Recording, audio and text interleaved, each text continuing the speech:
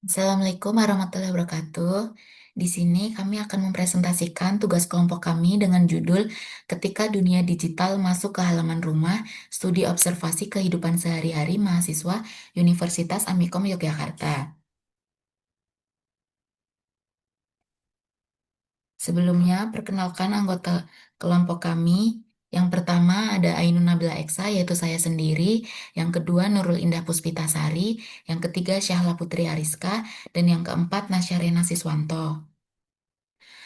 Untuk latar belakang masalahnya, teknologi digital kini telah menjadi bagian tak terpisahkan dari kehidupan mahasiswa.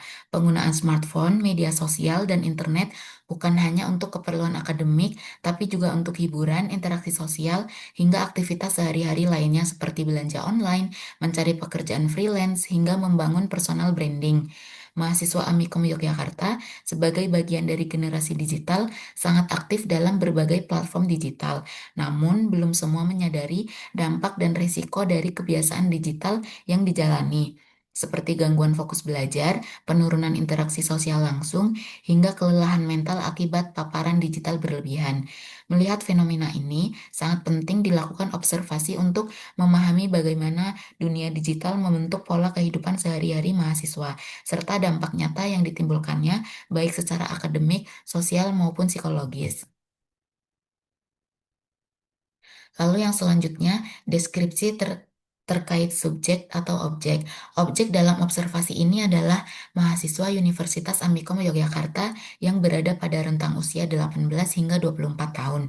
Mereka berasal dari berbagai program studi dan latar belakang sosial ekonomi yang beragam, namun memiliki kesamaan sebagai bagian dari generasi digital yang aktif dalam penggunaan teknologi. Sebagian besar mahasiswa Amikom tinggal di kos, apartemen, atau rumah kontrakan dan menjalani rutinitas harian yang melibatkan interaksi intensif dengan perangkat digital.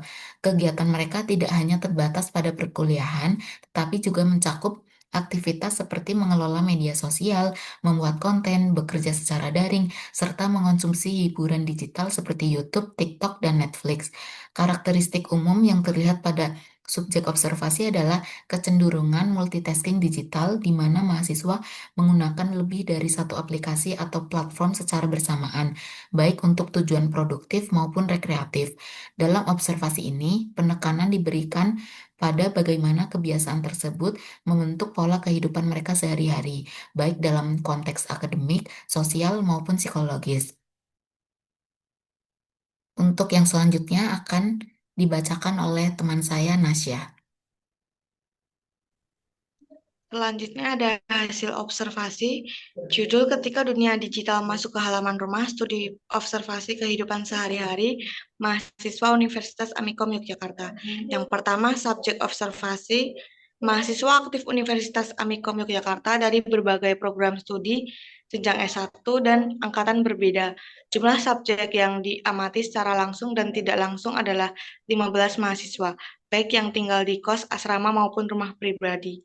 Yang kedua, lokasi observasi, lingkungan kampus Universitas Amikom Yogyakarta, area sekitar tempat tinggal mahasiswa kos atau asrama, dan aktivitas digital yang terlihat melalui media sosial serta aplikasi digital yang digunakan. Yang ketiga, waktu observasi. Observasi dilakukan selama 7 hari, mencakup hari kerja dan akhir pekan untuk melihat dinamika penggunaan teknologi digital dalam berbagai konteks kehidupan mahasiswa.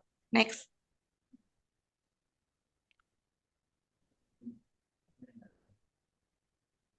Selanjutnya, temuan utama observasi. Yang pertama, aktivitas harian yang didominasi teknologi digital. Mayoritas mahasiswa mengandalkan perangkat digital, terutama smartphone dan laptop dalam hampir semua aspek kehidupan. Pagi hari, aktivitas pertama umumnya membuka media sosial, membalas pesan di WhatsApp atau Telegram, dan siang hingga ke sore hari mengikuti perkuliahan online atau hybrid, materi di Google Classroom, dan sesekali membuka Instagram atau TikTok sebagai selingan. Malam hari digunakan untuk hiburan digital seperti menonton YouTube, bermain game online, dan scrolling media sosial hingga larut malam. Yang kedua, digitalisasi interaksi sosial dan personal branding, mahasiswa sangat aktif membangun citra diri di media sosial, terutama melalui Instagram, TikTok, dan LinkedIn. Interaksi sosial banyak terjadi secara virtual, bahkan dalam kegiatan kelompok kuliah, koordinasi lebih banyak terjadi melalui grup WhatsApp atau Discord daripada pertemuan langsung. Ada kecenderungan fear of missing out atau FOMO, di mana mahasiswa merasa perlu selalu online agar tetap terhubung dengan komunitas digitalnya. Yang ketiga, dampak terhadap aspek akademik dan psikologis. Akademik terjadi penurunan fokus saat kuliah karena distraksi notifikasi dari media sosial atau dorongan untuk multitasking digital. Sosial, interaksi tatap muka menurun, terutama saat waktu senggang, karena mahasiswa lebih memilih berinteraksi melalui gadget. Psikologis, sebagian mahasiswa mengaku kelelahan mental, digital fatigue, sulit tidur, hingga kecemasan akibat tekanan media sosial atau ekspektasi produktivitas digital. Di tingkat kesadaran terhadap risiko digital, mahasiswa menyadari bahwa penggunaan digital berlebihan dapat berdampak negatif, namun belum banyak yang menerapkan batasan penggunaan secara sadar, misalnya dengan screen time management. Upaya detox digital masih sangat minim dan sebagian besar merasa kesulitan untuk lepas dari dunia digital karena sudah menjadi bagian dari gaya hidup dan kebutuhan akademik. Selanjutnya dijelaskan oleh rekan saya, Syahla. Ya, selanjutnya ada kebiasaan yang terkait dengan media digital. Mahasiswa Universitas Amikom Yogyakarta kini sangat bergantung pada media digital dalam aktivitas sehari-hari. Untuk urusan akademik, mereka rutin mengakses materi kuliah dan juga tugas melalui platform seperti LMS, Google Scholar, dan YouTube. Komunikasi dengan dosen maupun teman dilakukan lewat WhatsApp dan juga Telegram. Di luar itu, mereka juga aktif mengonsumsi hiburan dari TikTok, YouTube, hingga Netflix sebagai bentuk relaksasi. Beberapa mahasiswa memanfaatkan media digital untuk berbisnis online atau menjadi konten kreator. Aktivitas multitasking seperti belajar sambil membuka media sosial menjadi hal yang sangat lumrah, mencerminkan betapa dunia digital telah menyatu dalam kehidupan mereka. Selanjutnya ada dampak negatif dari kebiasaan tersebut. Meskipun media digital memberikan banyak kemudahan, kebiasaan ini juga menimbulkan dampak negatif bagi mahasiswa.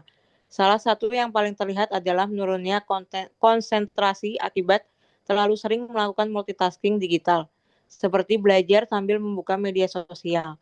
Hal ini membuat proses pembelajaran menjadi kurang efektif. Selain itu, durasi penggunaan gawai yang dapat berlebihan dapat menyebabkan kelelahan mata, gangguan tidur, hingga berkurangnya interaksi sosial secara langsung. Ketergantungan pada media digital juga berpotensi menurunkan produktivitas, terutama jika mahasiswa lebih banyak menghabiskan waktu untuk hiburan dibandingkan dengan aktivitas yang bersifat akademik atau produktif.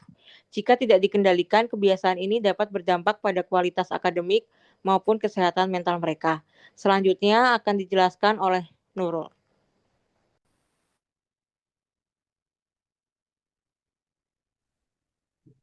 Untuk selanjutnya, detail catatan dari dampak negatif tersebut. Untuk yang pertama, menurunnya konsentrasi. Mahasiswa sering melakukan multitasking media sosial yang mengakibatkan penurunan fokus dan efektivitas belajar. Yang kedua, kelelahan mata. Penggunaan gawai yang berlebihan menyebabkan kelelahan mata yang dapat mengganggu kesehatan visual mahasiswa. Yang ketiga, gangguan tidur. Paparan layar sebelum tidur dapat mengganggu pola tidur, menyebabkan mahasiswa merasa lelah dan kurang berenergi di siang hari. Yang keempat, ketergantungan pada media digital mengurangi interaksi sosial langsung yang penting untuk pengembangan keterampilan sosial dan emosional. Yang kelima, penurunan produktivitas. Waktu yang dihabiskan untuk hiburan digital dapat mengalihkan perhatian dari tugas akademik, menurunkan produktivitas secara keseluruhan. Yang terakhir, dampak pada kesehatan mental.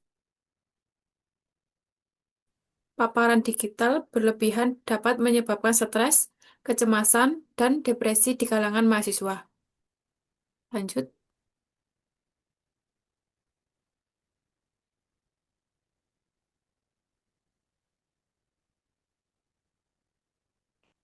Selanjutnya, kritik kelompok terkait dampak negatif. Untuk yang pertama, kurangnya kesadaran. Mahasiswa seringkali tidak menyadari dampak sehingga tidak mengambil langkah untuk mengurangi penggunaan digital. Yang kedua, perlu edukasi. Diperlakukan program edukasi yang lebih baik mengenai penggunaan media digital yang sehat dan seimbang, serta dampak psikologis yang mungkin timbul.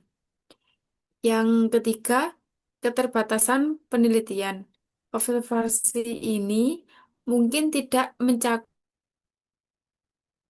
sehingga perlu penelitian lebih lanjut untuk mendapatkan gambaran yang lebih komprehensif. Selanjutnya,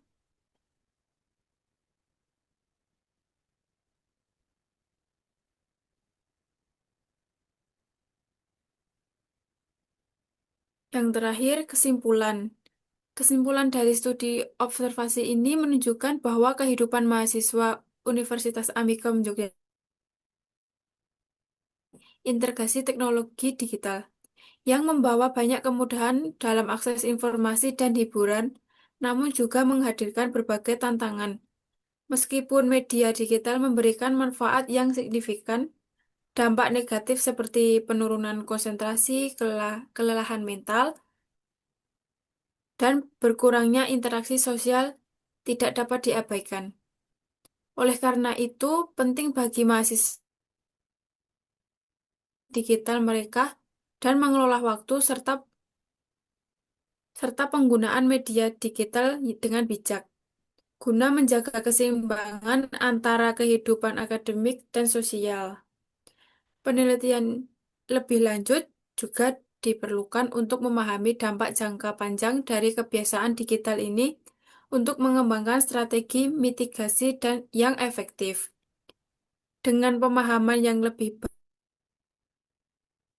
dunia digital, diharapkan mahasiswa dapat memanfaatkan teknologi dengan cara yang lebih sehat dan produktif, sehingga dapat meningkatkan kualitas hidup dan prestasi akademik mereka. Selanjutnya,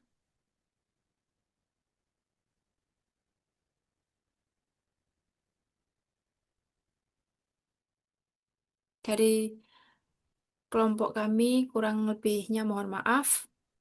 Wassalamualaikum warahmatullahi wabarakatuh.